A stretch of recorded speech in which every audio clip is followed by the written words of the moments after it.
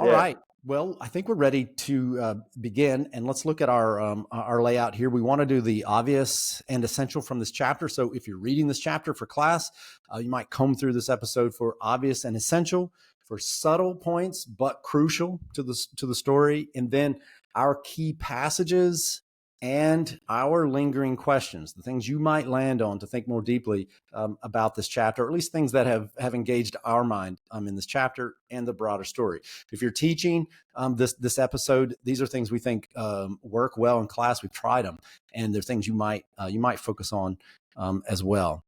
So, Jay, do you want to start obvious and essential stuff? I said something about the review, how we got here. Maybe we could just work that into our obvious and essential. Yeah, I think the context, I mean, we haven't, been together for a little bit. So, yeah, book 12 ends with a series of super dramatic moments. I mean, Odysseus doesn't just, buy a cruise ticket at the end of book 12 and sail peacefully home. I mean, there's Scylla and Charybdis and, so all of that happens, at the end of book 12. And immediately in the beginning of book 13, I love the fact, it says in Emily Wilson, I'm sure it's variants in every translation.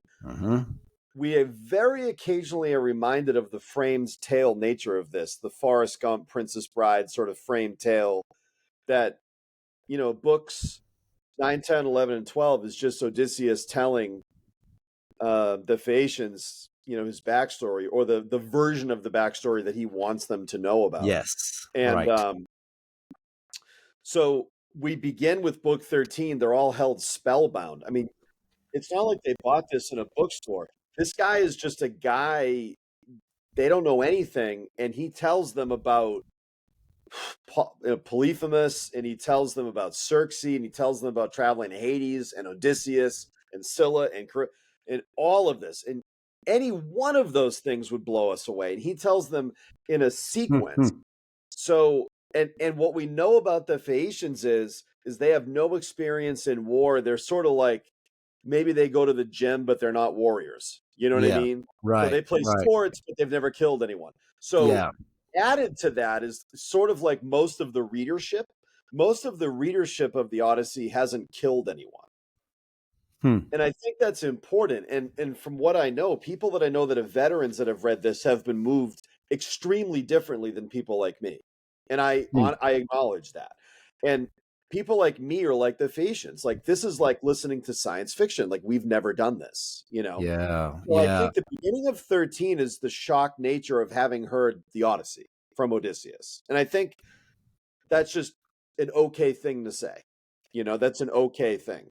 In the book 13 essential plot points is that Odysseus gets gifts from the Phaeacians, which is a typical practice. Odysseus sleeps on his way home. Odysseus should never be allowed to sleep. It's always bad. He should get the meds that Elvis got to not sleep. He should not be allowed to sleep. That's right. But there's this interesting insertion. Poseidon, somewhat justifiably, I used to think he was kind of whiny, but I don't know. Poseidon gets upset with Zeus that Odysseus can just sail home as if he didn't dismember Poseidon's kid. Poseidon, I'm skipping over. Poseidon ends up destroying Odysseus. He can't kill Odysseus. Odysseus is fated to get home. Fate trumps what the gods want. And that's part of the overarching sort of scheme of ancient Greek mythology. The theology of ancient Greek gods. Yep. And but Odysseus loses the rest of his guys. So that's the first part of 13. The second part of 13 is him landing at home, and he and Athena kind of going back and forth. And basically it ends with Athena disguising Odysseus as a beggar, and there's reasons for that we should get into. And then saying, go visit the swineherd who's like loyal and good, and I'll go get your kid who's being threatened, but I'll take care of him. So it's not just he lands home and he's home, and there is lots of weird stuff in book 13. There's lots of, as you said, we should be surprised that a homecoming story has the hero return home literally halfway through. And it begs the question, there's the battle to get home, but then there's the battle to be home. Yeah.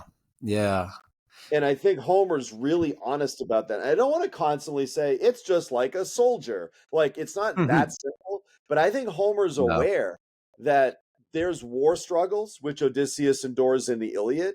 There's the literal, in this context, the literal challenge of returning home, much of which is brought on by himself, frankly. Yeah. Right. So if anybody's, the audience is listening, if a Cyclops is attacking you, don't give him your address and your name. I think that's a practical thing you can learn from the Odyssey. Yeah. Even if you think you're well away, you're never far enough away. Yeah. Yeah. You can learn practical information from this poem, life-saving stuff. So I think there's just a surprising number of little nuggets in book 13, and it's not so simple as, okay, he's home now. And Yeah, not at all. And that's part of what's striking about the chapter, because the straightforward plot stuff, as you say, in a way couldn't be simpler, but Homer does not make it simple. I mean, simply, Odysseus is returned home as promised. Alcinous says, "I'll give you a ride home tomorrow morning. Don't sweat it." He does, with cash, piles of cash. The Phaeacians pay the price. Poseidon does not like it. He complains to Zeus. And I think the reason why you kind of think Poseidon is whiny is because Zeus thinks Poseidon is whiny. He treats him like his whiny younger brother, I think. Yeah. He tells him, well, do what you want. You're a god. And then when Poseidon says, all right, tell you what I want. And Zeus is like, don't do that. I tell you how I would do it. This is how I would do it. And then Zeus, takes over. Odysseus is home. Phaeacians pay the price for mastering the seas. Is that something that flies in the face of Poseidon? I'm not sure exactly, but they pay the price. Poseidon takes some revenge, saves face a little bit for Odysseus having made it home richer than he would have made it home had he not lost all the treasure he got from Troy. Yeah. And then finally, it's the Athena scene, as you said, and that's it. But it's not which Athena and Odysseus reunited to scheme together about how to move forward for the next half of the book. Mm-hmm. But there are complications to this thing, and I think those things might fall into the subtle but crucial. So obvious, essential. Book 13, Odysseus is home again. Zeus is in play, Athena's in play, and Telemachus there's a little teaser there for a Telemachus thread coming back to be in play. And that's kind of straightforward, I think, on the obvious essential part.